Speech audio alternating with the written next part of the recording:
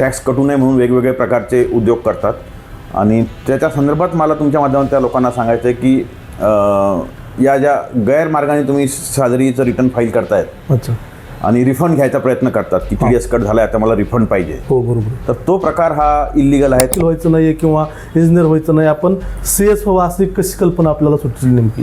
तर तेव्हा तुम्हाला CA करायचं नक्की. तर तो हो म्हणला, मी पण हो म्हणलं, हां ठीक आहे CA करायचं आहे. तर तुम्हाला जर CA करायचं असेल तर तुम्हाला एक तर हैदराबादला जावं लागेल, नाही तर पुण्याला जावं लागेल. आणि हे दोनच ठिकाण असे आहेत की जिथे CA बद्दल मार्गदर्शन आहे, बरीचशी माहिती उपलब्ध आहेत.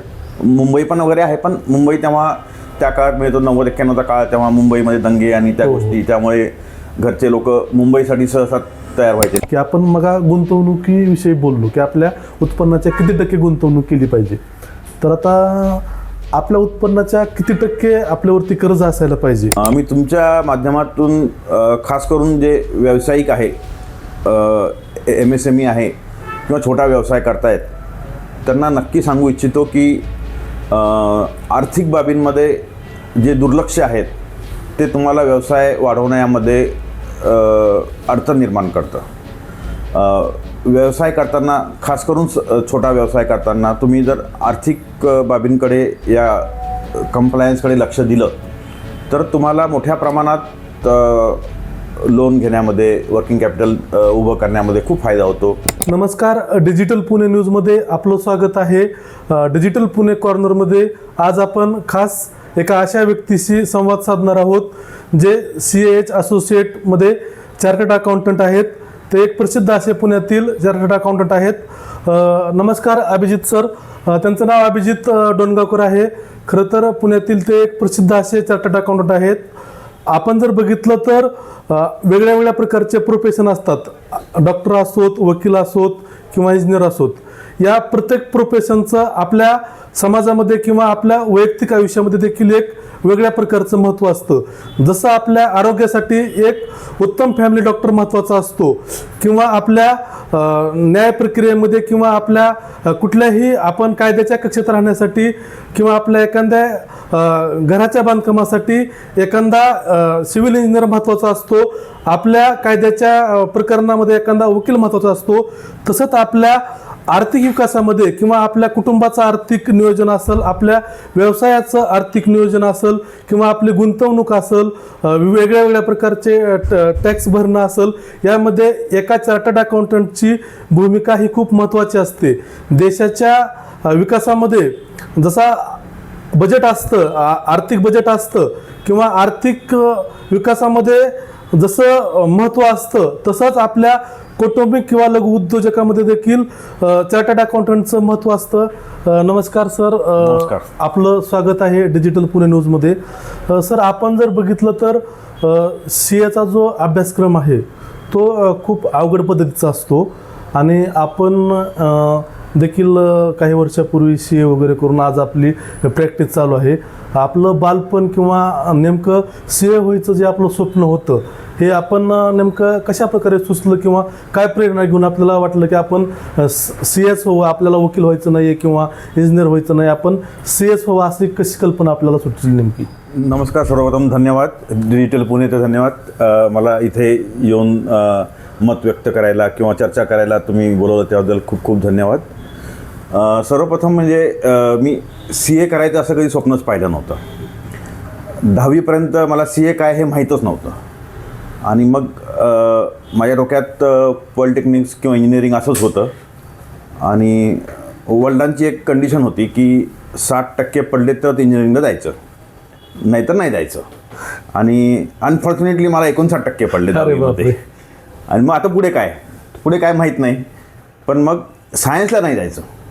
आणि असंही 8वी 9वीमध्ये जेव्हा मी केमिस्ट्री पाहिलं तर केमिस्ट्रीचे फॉर्म्युले पाहून मला हे ठीक आहे, आपलं काम नाही. त्यामुळे 8वी 9वीमध्ये सायन्स नाही हे माझ्या डोक्यात होतं. पण तेव्हा म्हणजे आता मी 10वी झालो 91मध्ये, त्या काळात मेरिट लिस्ट वगैरे पेपरमध्ये यायची, 10वीची 12वीची. पहिले 60 मुलं, पहिले 50 मुलं. तेव्हा मेरिटमध्ये यायची खूप कॉम्पिटिशन असायची. आणि तेव्हा असे क्लासेस वगैरे काही नव्हते. जनरली सगळे घरगुती अभ्यास करणं किंवा जवळपास अभ्यास करून म्हणजे सेल्फ स्टडीवरच तो आमचा काळ होता की तिथे क्लासेस वगैरे नव्हते, सेल्फ स्टडीज जास्त होती.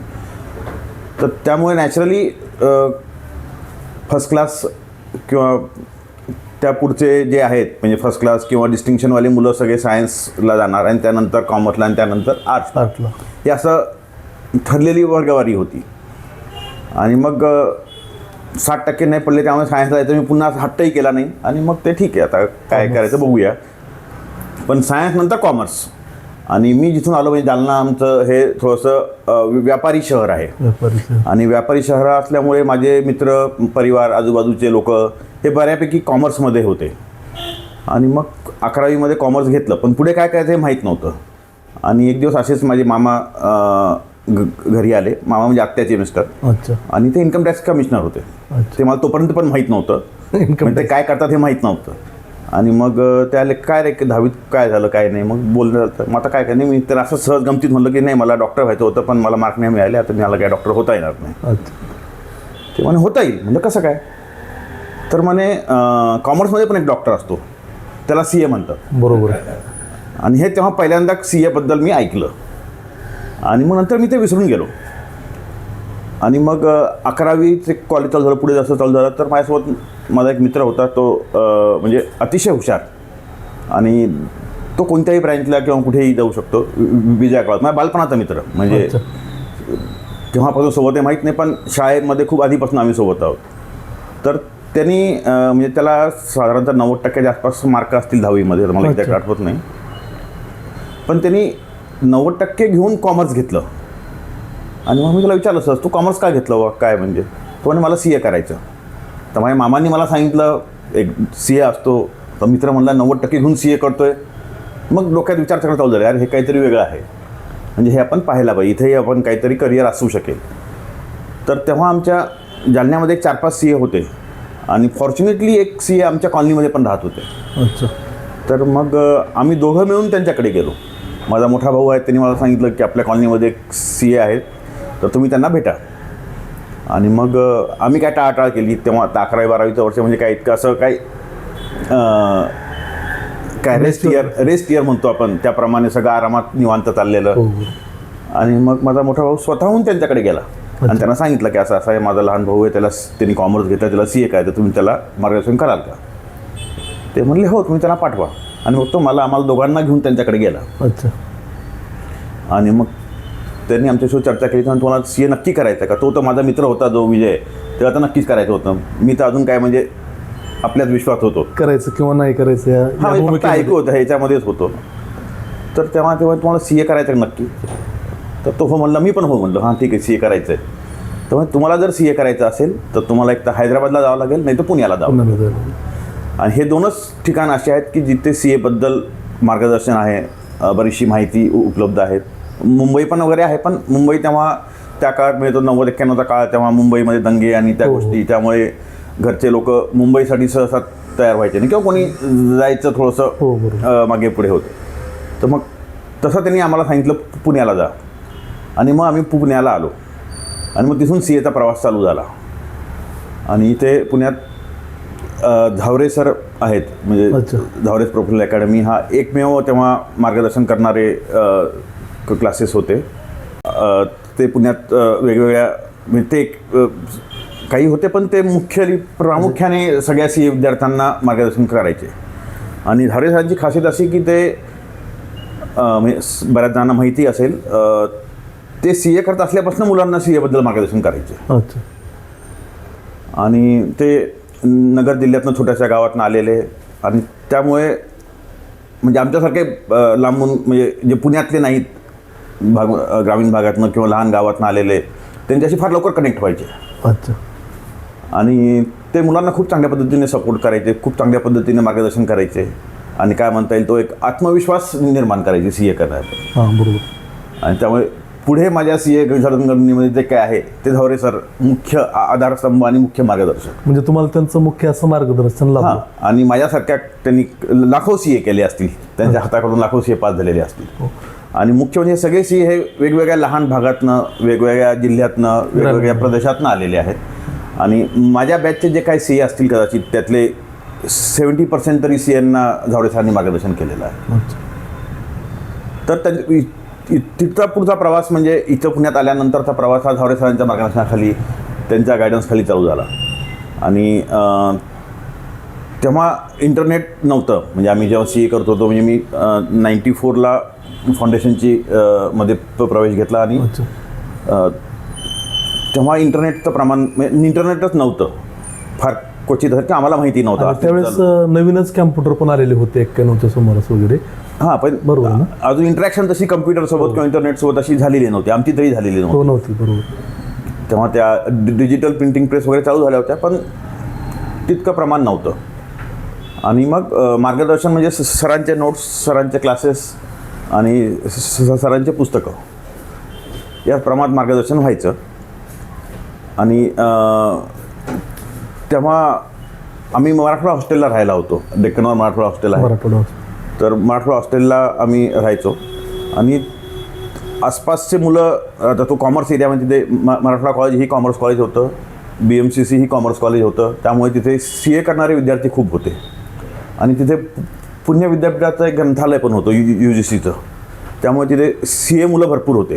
कारण आजूबाजूला CA करणारे मुलं खूप होते, परंतु थोडंसं ते मुलांकडे पाहून थोडंसं फ्रस्ट्रेशन पण यायचं. आमच्या वेळेस नुकताच फाउंडेशन कोर्स चालू झालेला होता. आणि तो 12वी नंतर डायरेक्ट CAला ॲडमिशन, म्हणजे फाउंडेशन करा डायरेक्ट CAला ॲडमिशन. आणि आम्ही जेव्हा हॉस्टेलला आलो किंवा तिथे आलो तेव्हा जे CA करणारे मुलं होते, म्हणजे आम्ही 12वी पास झालेलो, 18 वर्षाचे मुलं. आणि आमच्यासोबत जे होते, जे इंटर करणारे होते, त्यांचं वय साधारणतः 25 वर्ष. म्हणजे आम्ही 18 वर्षाचे आणि समोर 25 वर्षाचं. आणि मग अरे हे काय, 25 वर्षापर्यंत अभ्यास करायचा, 25 म्हणजे. आणि मग नंतर करिअर कधी करायचं? नाही म्हणजे त्याला म्हणजे अभ्यास करायचा म्हणण्यापेक्षा म्हणजे सक्सेस रेशो फार कमी होता. हो, खूपच कमी होता, पर्सेंटेज फार कमी होतं. सर आता जर बघितलं आपण तर अलीकडच्या काळामध्ये खूप मोठ्या प्रमाणात CA होण्याचं प्रमाण वाढलेलं आहे. म्हणजे काय अभ्यासक्रमामध्ये काय बदल वगैरे काय झाले? नाही, तो त्यात 2 मुख्य कारणं आहेत. अभ्यासक्रम नक्कीच बदलला आहे, पण तो काय म्हणजे वेगळ्या पद्धतीचा आहे किंवा सोपा आहे असा नाही. अभ्यासक्रम नक्की, पण आजकालचे जनरेशनही हुशार आहे, मुलंही हुशार आहे. आणि मुबलक प्रमाणात मार्गदर्शन उपलब्ध आहे. इंटरनेट आहे. म्हणजे आता आमच्या काळात जेव्हा बजेट यायचं, म्हणजे आता CAचा करिक्युलममध्ये एक भाग असा आहे की कोणताही ॲक्ट पार्लमेंटमध्ये पास झाला की तो तुमच्या करिक्युलममध्ये आला, म्हणजे रिलेटेड टू कमर्शियल. हो, बरोबर. आणि आम्हाला कळायची तो परीक्षेच्या आधी ते इन्स्टिट्यूटचं एक पत्र यायचं, त्यात कळायचं की हे नवीन त्याला RTP म्हणायचे, हे नवीन आहे आणि हे तुम्हाला अप्लिकेबल आहे. त्याच्या आधी आम्ही ते वाचलेली नसायचे किंवा अमेंडमेंट आलेले तर हे तुम्हाला अप्लिकेबल आहेत. तर तो तितका त्याचा प्रवास नव्हता, माहिती नसायचं आणि मार्गदर्शन हे फार नव्हतं. आणि CA हा प्रामुख्याने करस्पॉन्डन्स कोर्स आहे की तुम्ही तुमचं स्वतःचं वाचून करायचं. क्लासेस ह्या फक्त 1-2 विषयापुरते मर्यादित होते. म्हणजे आमच्या अकाउंट्स किंवा कॉस्टिंग किंवा टॅक्सेशन असंच होतं. आता सगळ्या विषयांचे क्लासेस आहेत, सगळ्या विषयात मार्गदर्शन करणारे लोक आहेत. त्यामुळे हे प्रमाण वाढलेलं आहे आणि एक्झाम ओरिएंटेड अभ्यास जास्त झालेला आहे. सर आपण जर बघितलं तर आता जे विविध प्रकारचे आपल्याला विवरणपत्रे म्हणजे रिटर्न्स फाईल करायला लागतात, तर रिटर्न्स फाईल करण्यामध्ये देखील अनेक अडचणी असतात किंवा त्याचं काय महत्त्व आहे किंवा ड्यू डेट असतात. तर याबद्दल नेमकं आपण प्रेक्षकांना काय सांगू शकताल की तुम्ही तुमचं वर्षाला इन्कम टॅक्सचं रिटर्न फाईल केलं पाहिजे किंवा तुमचा जर छोटासा व्यवसाय असेल तर तुम्ही GSTचे रिटर्न फाईल केले पाहिजेत. त्याचे नेमके फायदे काय आहेत किंवा त्याच्यामध्ये येणाऱ्या नेमक्या अडचणी काय आहेत नेमक्या? म्हणजे मी तुमच्या माध्यमातून खास करून जे व्यावसायिक आहे, MSME आहे किंवा छोटा व्यवसाय करतायत, त्यांना नक्की सांगू इच्छितो की आर्थिक बाबींमध्ये जे दुर्लक्ष आहेत ते तुम्हाला व्यवसाय वाढवण्यामध्ये अडचण निर्माण करतं. व्यवसाय करताना, खास करून छोटा व्यवसाय करताना तुम्ही जर आर्थिक बाबींकडे या कंप्लायन्सकडे लक्ष दिलं तर तुम्हाला मोठ्या प्रमाणात लोन घेण्यामध्ये, वर्किंग कॅपिटल उभं करण्यामध्ये खूप फायदा होतो. कारण की बँकांना तुमचा व्यवसाय माहीत नसतो, बँकांना तुम्ही काय करतात हे लक्षात येत नाही. पण तुमच्या बँकिंग ट्रान्झॅक्शनवरनं आणि तुम्ही भरलेल्या रिटर्नवरनं बँका तुमच्याबद्दलची माहिती गोळा करतात आणि त्यातनं ठरवतात की तुमचा व्यवसाय कसा आहे, तुमच्या व्यवसायामध्ये किती पोटेन्शियल आहे. तर दरवर्षी साधारणतः आपल्याला रिटर्न भरायचं असतं, जे सॅलरी किंवा वर्किंग प्रोफेशनल्स आहेत जे वेगवेगळ्या कंपन्यांमध्ये नोकऱ्या करतात, त्यांना त्यांचे फायनान्स डिपार्टमेंट किंवा HR डिपार्टमेंट सारखं मार्गदर्शन करत असतं किंवा तिथे वेगवेगळे लोकांना ते अवेलेबल करत असतं रिटर्न फाईल करण्यासाठी. साधारणतः दरवर्षी जुलै महिन्यामध्ये रिटर्न फाईल करायचं असतं आणि सॅलरी रिटर्न फाईल करण्यासाठी वेगवेगळ्या साईट्स पण अवेलेबल आहेत आजकाल की तुम्ही तुमचा फॉर्म 16 तिथे द्या, ते तुमचे रिटर्न बनवून फाईल करतात आणि फार कमी किमतीमध्ये वगैरे आहे. पण बऱ्याच वेळेस म्हणजे आता आम्हाला थोडंसं सॅलरी वाढली, टॅक्स कटला की लोक टॅक्स कटू नये म्हणून वेगवेगळे प्रकारचे उद्योग करतात आणि त्याच्या संदर्भात मला तुमच्या माध्यमातून त्या लोकांना सांगायचं आहे की या ज्या गैरमार्गाने तुम्ही सॅलरीचं रिटर्न फाईल करतायत अच्छा आणि रिफंड घ्यायचा प्रयत्न करतात की TDS कट झाला आहे आता मला रिफंड पाहिजे, हो बरोबर, तर तो प्रकार हा इल्लिगल आहे, त्याच्यात जाऊ नका. आणि काय होतं माहिती आहे काय, समजा मी तुम्हाला भेटलो, मी तुम्हाला रिफंड आणून देतो आणि रिफंडचे काही पर्सेंटेज तुम्ही मला द्या, हो बरोबर, तर जिथं तुम्हाला पैसे देऊन रिटर्न फाईल करायचं आहे त्याच्याऐवजी तुम्हाला माणूस म्हणतो तुम्हाला मी रिफंड आणून देतो, अच्छा, तर नॅचरली तुमची टेंडन्सी आहे की ठीक आहे रे बा, हे तर म्हणजे आपल्याला पैसे काहीतरी आहे आपल्याला माहीत नाही, पण ती शुद्ध फसवणूक आहे, तो चुकीचा प्रकार आहे. तेव्हा तो रिटर्न फाईल करतो, तुमच्याकडनं पैसे घेतो, रिफंड तुम्हाला रिटर्न फाईल केल्यानंतर रिफंडही लवकर येतो, तुम्हाला 100 रुपये मिळाले त्यातले 10 रुपये त्यांनी घेतले, बाकीचे तुम्ही खुश झाला.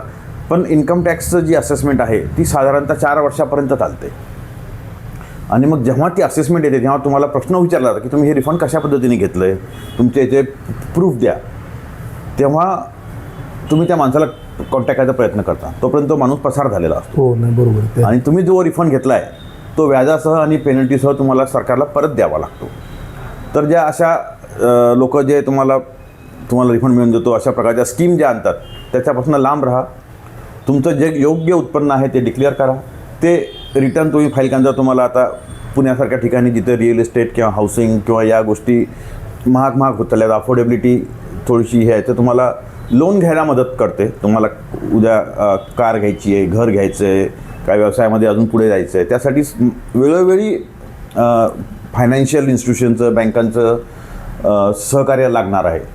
तर ते तुमच्या रिटर्नवरनं तुम्हाला जज करतात, तुम्हाला असेस करतात. तर तुम्ही जितक्या चांगल्या पद्धतीने तुमचं रिटर्न आणि बॅलन्स शीट बनवाल, रिटर्न फाईल कराल, तितक्या चांगल्या पद्धतीने तुम्हाला बँका मदत करेल. आणि सर आणखी एक प्रश्न आहे की पहिला बॉम्बे सेल टॅक्स होता, हो, नंतर व्हॅट आला आणि आता GST आला, तर वन नेशन वन टॅक्स अशी आपल्या सरकारची भूमिका होती. तर नेमकं 2017मध्ये GST आल्याच्यानंतर आपल्या अर्थव्यवस्थेवरती भारताच्या किंवा आपल्या वैयक्तिक आयुष्यावरती याचा खरंच परिणाम झाला का, सकारात्मक असेल किंवा निगेटिव्ह असेल?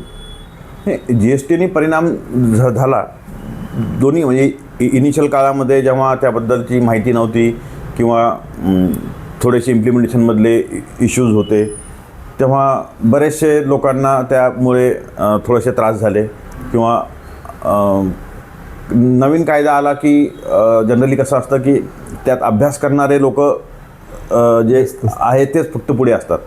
आता जेव्हा व्हॅट टू GST हे ट्रान्सफॉर्मेशन झालं तेव्हा आता तुम्ही जर पाहाल तर पुण्यामध्ये किंवा बाकी ठिकाणी कोणत्याही मार्केटमध्ये 2 प्रकारचे लोक असतात, एक ऑर्गनाइज आणि अनऑर्गनाइज.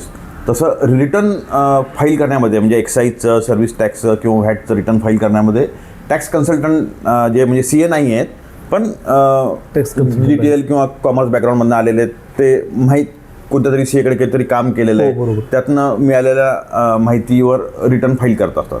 अचानक त्यांना नवीन कायदा आल्यामुळे मागचा एक्सपिरियन्स हा कामाचा नाही राहिला, हो बरोबर, आणि नवीन अभ्यास केलेला नाही आहे. हो, त्यामुळे रिटर्न फाईल करणारे लोकच म्हणजे जे 100 होते ते 10वर आले, बरोबर. तर त्यामुळे याचा कंप्लायन्स कसा करायचा, हे कसं करायचं याच्या माहिती अभावी किंवा चुकीच्या पद्धतीवर रिटर्न फाईल केल्यामुळे सुरुवातीच्या काळात लहान व्यावसायिकांना खूप फटका बसला. कदाचित नोटिसेस आल्या, टॅक्स भरावा लागला, पेनल्टी भरावी लागली. पण हळूहळू जसा त्याचा GSTबद्दलची माहिती लोकांना मिळत गेली तसतसं कंप्लायन्स वाढत गेला, तसतसं ते आता ते सोपं होत गेलं. आणि आता तर तुमच्या GSTच्या टर्नओव्हरच्या बेसिसवर किंवा तुमच्या रिटर्नच्या बेसिसवर तुम्हाला बँका सरळ लोन देतात. हो. त्यामुळे लोकांना वर्किंग कॅपिटलबद्दलचं जो पैशाचा मुख्य मुद्दा असतो तो बऱ्यापैकी प्रमाणात सॉल्व्ह झाला. पण मात्र हे नक्की की कंप्लायन्स वाढला आहे, तुम्हाला जागरूक राहावं लागतं आहे. तुमचा सप्लायर कसा आहे, त्यांनी GST नाही भरला तर त्याचा तुम्हाला परिणाम तुमच्यावर होतो, पण सर तुम्हाला त्याचा त्याच्यामध्ये GST भरावा लागतो. नेमका हाच प्रॉब्लेम आहे. मी सपोज परचेस केलेला आहे, मी समोरच्याला पेमेंट केलेलं आहे, म्हणजे एका बिझनेसमध्ये एका व्यावसायिकांना समोरच्या पार्टीला पेमेंट केलेलं आहे. असं होतं की ते 2A ला रिफ्लेक्ट होत नसतं बऱ्याच वेळा, त्यामुळं तुम्हाला त्याचा इनपुट क्लेम करता येत नाहीये. व्हॅटमध्ये कसं होतं की वर्षाच्या काठी एकदा J1 J2 वगैरे टॅली केला जायचा, पण तो आता मंथली रिकन्सिलेशन असल्यामुळं तुम्हाला त्याचा क्लेम करता येत नाहीये. आणि जे लघु उद्योजक आहेत, छोटे छोटे उद्योजक आहेत, त्यांना मोठ्या प्रमाणात त्यांच्याकडं म्हणजे CA अपॉइंटेड नसतात, त्यांचं रिटर्न वेळेवरती नाही आहे, मग त्यांच्या पण बिझनेसवरती एक परिणाम होतो की त्यांना रिटर्न न फाईल केल्यामुळं समोरचं त्याच्याकडून सेल्स घेत नाही आहे. तर याच्यामध्ये नेमका काय मार्ग किंवा काय बदल? निश्चितच परिणाम झालेला आहे व्यवसायावर. पण याच्यामध्ये म्हणजे जसं व्हॅटच्या काळामध्ये असं होतं की तुम्हाला ते वर्ष संपल्यानंतर J1 J2 मॅच करायचं, त्याची नोटीस एक 4-5 वर्षांनी यायची. तेव्हा 100 रुपयाचे हे 200 रुपये झालेले असायचे. पण आता तुम्हाला महिन्याला कळतं की हा तुमचा जो व्हेंडर आहे, जो सप्लायर आहे, तो भरत नाही आहे. आणि तुम्हाला साधारणतः GSTमध्ये आजचं जर इन्व्हॉइस असेल, वर्ष संपल्यानंतर अजून 6 महिन्याची मुदत आहे, तोपर्यंत जरी त्यांनी रिटर्न फाईल केलं तरी तुम्ही त्याचं इनपुट क्रेडिट घेऊ शकता. म्हणजे साधारणतः आता आपण 25-26मध्ये आहोत, तर तुम्हाला ऑक्टोबर 26पर्यंत मुदत आहे, ऑक्टोबर 26-27पर्यंत, की तुम्ही त्याचं ज्यांनी टॅक्स भरलेला नाही ते भरल्यानंतर क्रेडिट घेऊ शकता. तर तुम्हाला माहीत होतं की हे सप्लायर आहेत की ज्याचं आपण इनपुट टॅक्स क्रेडिट घेऊ शकलो नाही कारण की त्यांनी रिटर्न फाईल केलेलं नाही. बरोबर. तुम्ही त्याच्याशी कॉन्टॅक्ट करू शकतात, त्याला सांगू शकतात. आणि साधारणतः 45 ते 60 दिवस असतात. आपण म्हणजे एखाद्या गोष्ट परचेस करतो तर पेमेंटला 45 ते 60 दिवस असतात.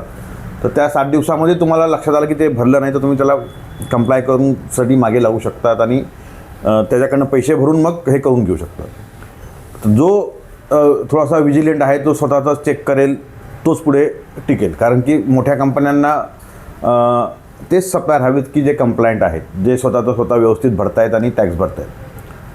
जे लहान म्हणजे व्हॅटच्या काळात मी बऱ्याच वेळेस पाहिलं आहे की म्हणजे भोसरीमधले जे छोटे छोटे व्यावसायिक होते, MSME होते, त्यांना व्हॅटबद्दल चुकीचं मार्गदर्शन होतं. ते लोक असं समजायचे की हे व्हॅटचे जे पैसे आहेत तोच माझा प्रॉफिट आहे आणि ते रिटर्न भरायचेच नाही, आणि व्हॅट म्हणजे माझा प्रॉफिट. आणि ते 5-6 वर्षानंतर 4-5 म्हणजे नोटीस यायची. तेव्हा तोपर्यंत तर काय ते असेल नाही तर नसेल, नाही तर मग काहीतरी कन्सल्टंट मार्ग काढून त्यांना त्यातनं सुटका करून द्यायचा, किंवा थोड्या प्रमाणात टॅक्स भरून काहीतरी, किंवा काहीतरी इन्स्टॉलमेंट पाडून, अशा वेगवेगळ्या पद्धतीने त्यातनं थोडीशी व्यवस्था करून त्यातनं सुटका करून घ्यायचा. पण आता तसं नाही. आता हे तुम्हाला प्रत्येक महिन्याला कळणार आहे की तुम्ही रिटर्न फाईल नाही केलं, त्यामुळे तुमचा कस्टमर आता अफेक्ट होतो आहे. आणि मग नॅचरली कस्टमर की ठीक आहे, जो सप्लायर मला त्यासाठी डबल पैसे द्यावे लागत आहेत, त्याला त्याकडनं मी का पैसे घेऊ, त्याकडनं का मी मटेरियल घेऊ. बरोबर. आणि मग तुमचा तो व्यवसायात फरक पडणार आहे, डिस्कनेक्ट होणार आहे. तर तुम्ही जितक्या लवकर त्या GSTशी जुळवून घ्याल आणि आता क्वार्टरली किंवा महिन्याची जी काय तुमची फ्रिक्वेन्सी असेल त्यांनी रिटर्न फाईल कराल, तितकं तुमच्या व्यवसायाला जास्त प्रेरणा मिळेल, किंवा पुढे म्हणता येईल आपल्याला प्रमोशनल ॲक्टिव्हिटीसोबत या गोष्टीचं पण जास्त महत्त्व आहे, आणि तितके तुम्हाला रिटर्न पण मिळतील त्याचे. सर, दुसरा एक माझा असा प्रश्न होता की आपण जर बघितलं तर कोरोनाच्या नंतर, कोविडनंतर अर्थव्यवस्थेमध्ये असतील किंवा माणसाच्या जीवनामध्ये बऱ्याच प्रकारचे बदल झाले आहेत. मधल्या काळामध्ये शेअर मार्केट याच्यामध्ये तरुणांनी खूप उत्स्फूर्तपणे सहभाग घेतला आणि त्यांनी मोठ्या प्रमाणात त्याच्यामध्ये गुंतवणूक केली, किंवा काही तरुण मग जॉबला जायचंच नाही, मी रोज शेअर मार्केटमध्ये जाणार आणि म्हणजे ऑनलाईन घरी बसूनच मला 1000 रुपये मिळतात, मला 2000 रुपये मिळतात, अशाप्रमाणे गुंतवणुकीचं खूप प्रमाण वाढलं होतं मधल्या 2-3 वर्षामध्ये. आणि त्याच्यामध्ये काही लोकांना म्हणजे त्याच्यामधलं परिपूर्ण ज्ञान नसल्यामुळे काही लोकांचं आर्थिक नुकसान पण झालेलं आहे. तर नेमकं शेअर बाजारामध्ये गुंतवणूक करताना कुठली काळजी घ्यावी, किंवा कुठल्याही प्रकारचे आपण शेअर्स खरेदी करताना किंवा SIP असतील किंवा विविध प्रकारचे जे त्यांचे प्रोडक्ट आहेत ते आपण घेताना कुठली काळजी घ्यावी, किंवा कुठल्या मार्गाद्वारे ती कुठल्या प्लॅटफॉर्मवरती आपण त्याच्यामध्ये गुंतवणूक करावी? बरं झालं गजानन तुम्ही हा प्रश्न विचारला. मी मागच्या 4-5 वर्षात अशा बऱ्याच लोकांना भेटलो आहे की, आणि खास करून IT इंडस्ट्रीमधले लोक की जे सारखे इंटरनेटशी कनेक्टेड असतात किंवा ट्रेंडिंग गोष्टीशी कनेक्टेड असतात, की जे वॉशआउट झालेत, नोकरी सोडली, शेअर मार्केटमध्ये पैसे टाकलेत आणि घर विकायची वेळ आली, हो नैराश्यामध्ये गेलेत, आता काही नाही, आता शेअर मार्केट गेल्या, नोकरी सोडली, त्यामुळे तुम्ही तुमच्या क्षेत्राशी निगडीत न राहिला, त्यामुळे परत नोकरीही करू शकत नाही आणि आता हातात पैसाही नाही, बरोबर, आणि फार मोठे मोठे प्रॉब्लेम निर्माण झालेले आहेत. आणि याच्यामध्ये उच्च शिक्षित एकदम इंजिनिअरिंग केलेले आहेत किंवा चांगल्या जॉबवर, म्हणजे नॉट ओन्ली इंजिनियर्स पण बाकी क्षेत्रातले पण चांगल्या पगाराची नोकरी सोडून शेअर मार्केटला मी करतो, जमतो यात केलं आणि सगळं घालून बसलेले आहेत. पण ती शेअर मार्केटमधली इन्व्हेस्टमेंट नसून तो सट्टा होता. बरोबर, त्याला जे ट्रेडिंग म्हणतात किंवा ऑप्शनल F&O म्हणतात किंवा ऑप्शन्स किंवा Intraday. इंट्राडे वगैरे, हे स्पेक्युलेटिव्ह आहेत. हो, हा एक प्रकारचा सट्टा आहे, हे इन्व्हेस्टमेंट नाही आहे. अच्छा, तर त्यामुळे तुम्ही त्यापासून 100% लांब राहायला पाहिजे. हो बरोबर, इव्हन RBIचा एक रिपोर्ट आहे, RBI दर 2-4 वर्षांनी रिपोर्ट प्रसिद्ध करत असते अशा याच्यावर की काय त्याचं हे आहे. तर मागच्या 2-3 रिपोर्टमध्ये असं लक्षात आलं आहे की 90%पेक्षा जास्त लोकांनी या F&Oमध्ये किंवा इंट्राडेमध्ये किंवा या प्रकारच्या याच्यामधनं पैसे घालवलेले आहेत घालवलेले आहेत. आणि तिथे फसवणूक जास्त झाली. आता काय असं होतं की समजा मी शेअर ट्रेडर आहे अच्छा, आणि तुम्ही माझ्याकडे आला, आता जसं फॉर एक्झाम्पल तुम्हाला 5paise.com किंवा असे वेगवेगळे ॲप्स आहेत की ज्याच्या थ्रू तुम्ही ट्रेडिंग करू शकता, किंवा अजून वेगवेगळे सब ब्रोकर्स आहेत त्यांच्या थ्रू तुम्ही ट्रेडिंग करू शकता. तुम्ही जर ट्रेडर आहे तर माझं उत्पन्न कशामध्ये, तुम्ही जितका जास्त व्यवहार माझ्याकडे कराल हो बरोबर, तितका जास्त उत्पन्न माझं मिळणार आहे. तर मी तुम्हाला इंड्यूस करत असतो, अरे हा शेअर घे, हा विक, अरे हे चांगला चालू आहे, हा घे हो.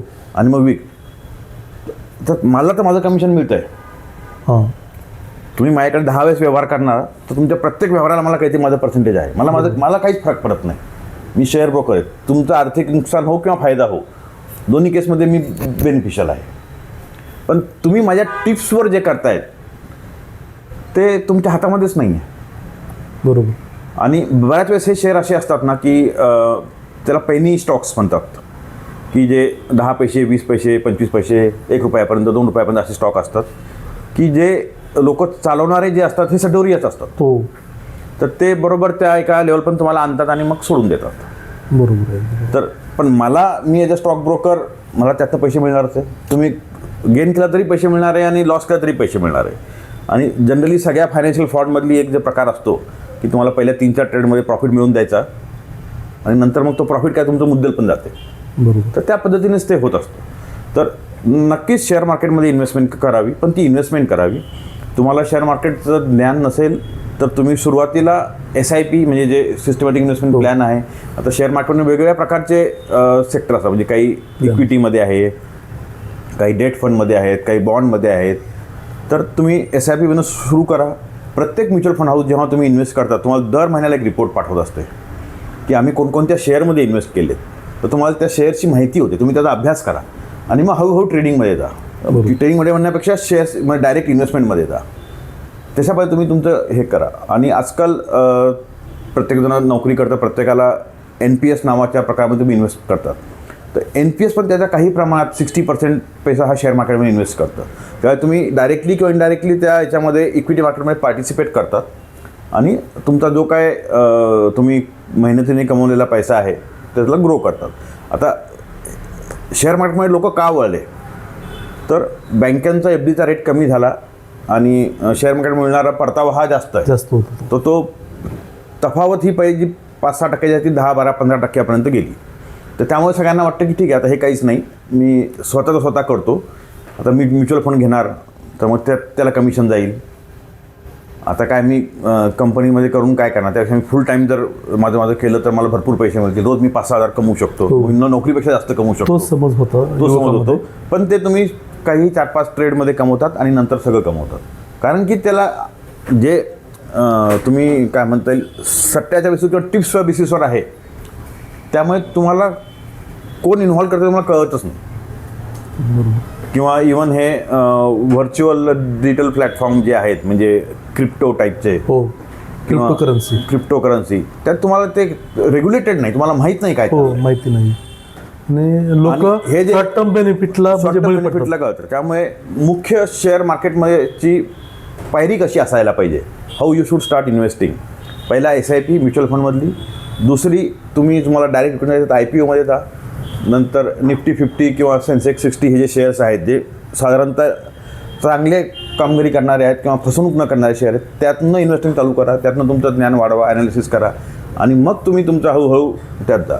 स्टेप बाय स्टेप करून तुम्ही डायरेक्ट 10वीत जात नाही, पहिलीपासून 10वीत जातात, तसंच याप्रमाणे स्टेप बाय स्टेप तुम्ही इन्व्हेस्टमेंट करायला पाहिजे आणि शॉर्ट टर्म गेन्सकडे दुर्लक्ष करायला पाहिजे. की आपण मग गुंतवणुकीविषयी बोललो की आपल्या उत्पन्नाच्या किती टक्के गुंतवणूक केली पाहिजे. तर आता आपल्या उत्पन्नाच्या किती टक्के आपल्यावरती कर्ज असायला पाहिजे, किंवा आज आपण जर बघितलं तर बाजारामध्ये मार्केटमध्ये अनेक प्रकारच्या बँका आहेत, वित्तीय संस्था आहेत, त्या तुम्हाला म्हणजे कर्ज पुरवठा करण्यासाठी तयारच असतात. तर आजकालच्या युवकांना एवढं हे नसतं की आपण आता किती कर्ज घ्यावं, त्याची आपण परतफेड करू शकतो का वगैरे. तर नेमकं आपण एक आर्थिक सल्लागार आहात, आपल्याला बऱ्याच आर्थिक फायनान्शियल दृष्ट्याचा अभ्यास आहे. तर नेमका आपल्या आयुष्यामध्ये किंवा आपल्या फायनान्शियल ग्रोथमध्ये कर्ज घेताना नेमका काय विचार करावा? आपण तेव्हा बोललो होतो तो अर्धवट राहिला. लिव्हरेज हा शब्द फार महत्त्वाचा आहे की तुम्हाला म्हणजे आता दोन आहे, एक मानसिक आणि एक आर्थिक. कर्ज घेतल्यानंतर जेव्हा तुमची मानसिक चलचलता जाते, ज्यांनी तुम्ही ज्या विषयातले एक्सपर्ट आहात, तुम्ही जॉब करताना पण वेगवेगळ्या डिपार्टमेंटमध्ये असतं, की जे तुमचं मानसिक संतुलन तुम्ही घालवतात ते कर्ज नक्कीच घेऊ नये. अच्छा. की जे तुम्ही घेतल्यानंतर तुम्हाला अनइझी वाटतं, अच्छा, ते तुमचं उत्पन्न आहे की नाही हा दुसरा क्रायटेरिया. अच्छा. पहिला क्रायटेरिया तुम्हाला ते कर्ज घेतल्यानंतर तुम्हाला जर तुमचं मानसिक संतुलन राखता येणार नसेल आणि तुमच्या कामामध्ये तुम्ही फोकस करू शकणार नसाल, अच्छा, तर तुम्ही निश्चितच ते कर्ज घेऊ नये. म्हणजे पहिले ती एक परीक्षा पास करावी, आपण आपली मानसिकता आहे का ते कर्ज सर्व करायची. आणि आजकाल काय आहे की मुबलक प्रमाणात क्रेडिट कार्ड्स आणि पर्सनल लोन किंवा वेगवेगळे लोन सहज उपलब्ध आहे. त्याचा कर्जाचा रेट जो आहे, व्याजाचा रेट, तो साधारणतः 15% 28% 38% असतो. तो आपल्याला कळत नाही. आणि काय म्हणता येईल त्याला, इन्स्टिंक्ट बाईंग हे प्रकार खूप वाढलेला आहे. त्यामुळे आपण